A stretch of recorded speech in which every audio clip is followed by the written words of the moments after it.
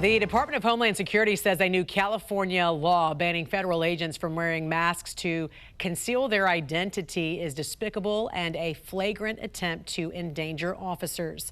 Governor Gavin Newsom signed the No Secret Police Act into law over the weekend, which is already looking at several legal challenges.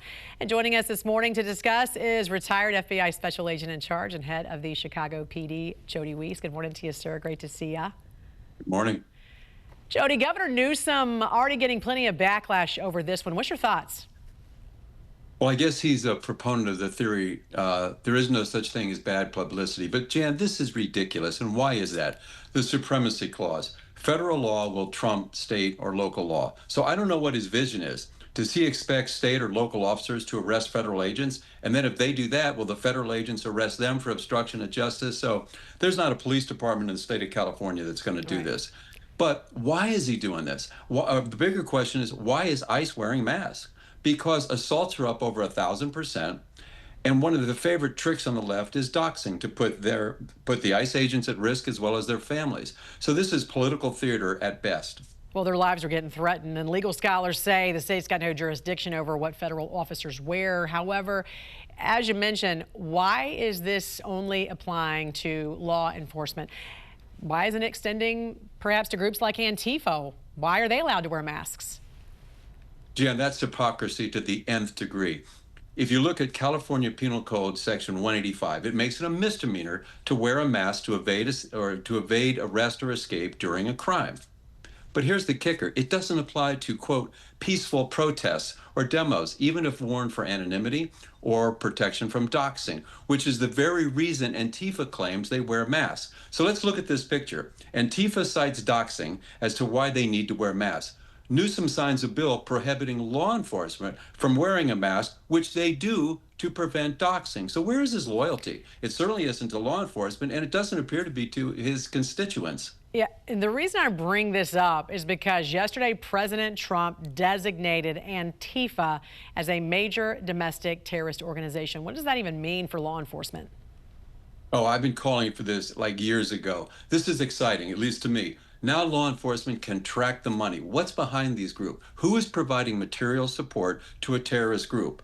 As you know, Jan, these are well organized, they're well funded, they've got professionally made signs, bricks are pre-positioned, there's transportation, they pay for the rioters, and now law enforcement can follow the money. Who is giving this? Is it Soros? Who knows, but we're going to find out pretty soon. And finally, I got to ask you about this story that happened last week, and that was with a gunman who fired multiple shots into the front lobby of that ABC television station in Sacramento, California.